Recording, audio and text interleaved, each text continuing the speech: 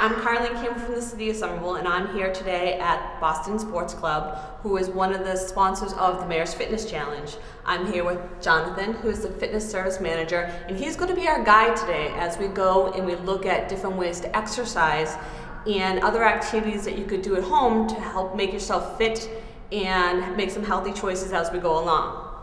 Just a couple of caveats before we go. Before you start exercising or going to a gym, you want to wear comfortable clothing, good shoes, steady shoes for balance. Always good to bring a bottle of water with you.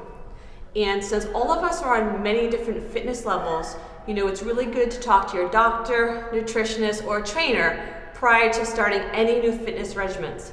So Jonathan's going to take me in and we're going to show you some stretching moves before we start.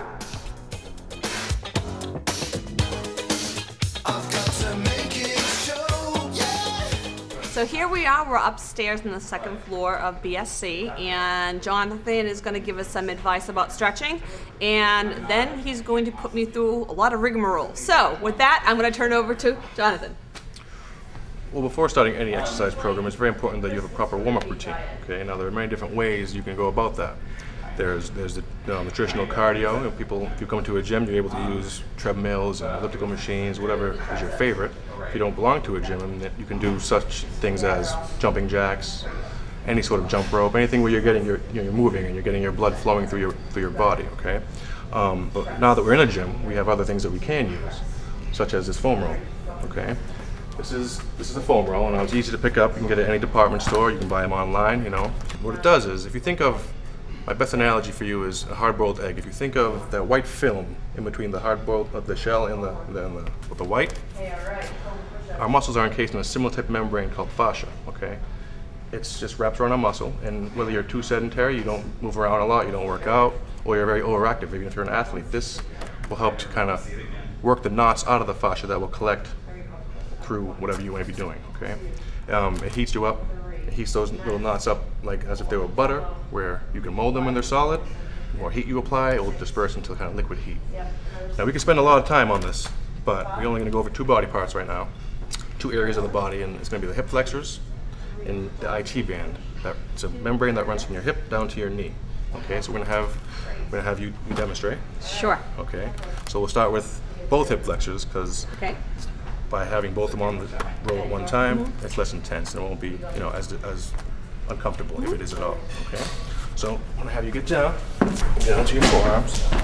Okay, and just lightly roll yourself back and forth. See how that feels. Now as you come up near your hips, turn your hips, turn them in, turn them out, and search around. You'll know. You may feel discomfort, you may not. That's a good thing if you don't. But either way, you're going to soften the muscle up. You're going to overall improve the quality of the muscle tissue. It's a great way to warm up and to recover from your workouts too. I have to admit, it's quite easy. Now, does not mean that I'm saying that it's quite easy for like someone like me who hasn't been exercising. So I want you to relax your legs as if they're just going to melt into the foam roll. Let them just fall asleep, kind of. Okay, roll back and forth. And that's good. If you don't feel any discomfort, then hey. She obviously, you know, she works out, so. Yeah, I wish. So now we're going to try to do one leg at a time. This is a little bit more advanced and a little more intense. Same thing. But we're also rolling on a soft surface. Right. You'd feel a higher grade of intensity if you were on a solid surface, such as a floor or kitchen floor or whatever. If you were on the rug, it wouldn't be as bad. So same idea, except now it's going to look kind of like a military army crawl. Where one leg's off to the side. And he's going to come up and down, but as you come to the high part of the hip, turn your hip in. That way you can get into the deep part of the hip flexor, okay? It's important to get your hip flexors no matter who you are. If you sit at the desk all day, they're crunched up all the time, so they really need some relief. It actually feels pretty good. Good, see? So it's not so bad. It's kind of like a deep tissue massage. That's the best way to relate it to something.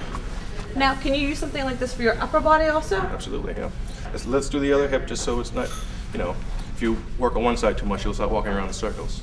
This side's definitely harder than the other. That's a good point, because everyone is imbalanced. No one is symmetrical. So you'll definitely have, you know, greater tightness on one side than the other, no matter what body part we're doing, whether it be upper body, lower body, everyone kind of has their dominant side. Okay, I'm the same way. My left hip is a lot tighter than my right.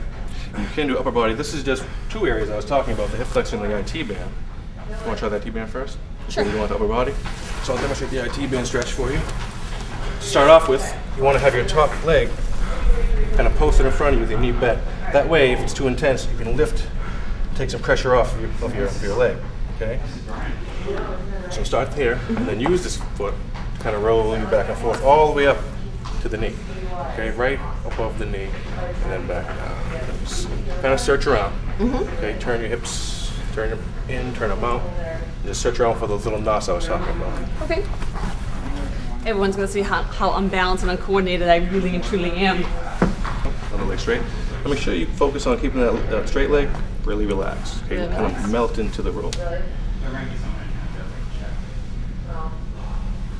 And all the way up near the knee. And you can move your foot. You can kind of scoot it along.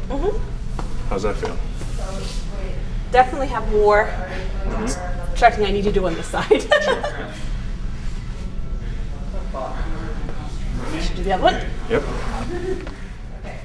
Now, Jonathan, when someone's warming up, how long do you recommend people to actually warm up? 5 minutes, 10 minutes, if you're in a cardio machine, different levels for different people? Sure, yeah. Well, it's going to be all to the individual. Your level of fitness obviously is going to be a determining factor in that. But if you use a treadmill, about 10 minutes. For this, you know, until you feel the heat actually come through your body, because this will have to disperse the heat. And it does quickly, I can guarantee you that. Sure does. Okay, and upper body? Upper body. So we want to do another area of the body that really is most commonly tight and imbalanced are the shoulders, the back of the shoulders, and the lats. So that's in the internal rotation of your shoulders and your chest. For people who may be sitting down at a desk all day typing, whatever the case may be. Which is me half the day. Yeah. So it's really important to kind of get the quality of the lats to open up. That way you can bring your posture back. Okay. So to do that, you want to lay like you're related to, you know, laying on the couch if you want. Okay. Same idea. This knee's bent. This leg is bent. So you can actually pick yourself up to add more pressure this time. The opposite as before. Okay. By lifting yourself up, you're going to add more pressure rather than take it off. Okay. So it's mostly the corner of your armpit and all the way down your lat muscle. Until you get to your ribs. Don't go over your ribs. It's unnecessary. Okay. It's painful. You don't need that. Okay. Okay. No pain. No pain. Your palms up. Okay. Lift up, and then pull yourself back and forth. Just search around. Yeah. It's going to be your individual level. If you feel it somewhere, great. If you don't, even better. Now, while I'm doing this and showing everyone at home, what if I have a back problem or I herniated my disc or not able to lift my body up? Are there other ways that people can warm up their upper with like weights or cardio? Does that also work? Absolutely. We can go over that in a moment. Sure. Yep. So kind of open your chest to the ceiling. Okay. Lift your hips up by keeping your foot posted. Lift it up. Palm up. Don't go too high, and just search around. Right in the corner of your armpit is mostly where the tension lies. How's that feel? It feels really good. I definitely have tension in my back. Alright, let's try the other one. In position. Stuff like this, there's really not any right or wrong way. There are certain methods, that you're going to feel definitely a lot more like this. But if your foot was in front of you, I mean, it's just up to you. I mean, you can spend all the time you want on this, dilly-dallying around, just having fun with it. Just rolling yourself up. So what would you do if you did have a back injury and you wanted to warm up your upper? Because I can tell you right now, just doing those 4 little exercises, I'm already getting warm. Yeah. So it really and truly does work.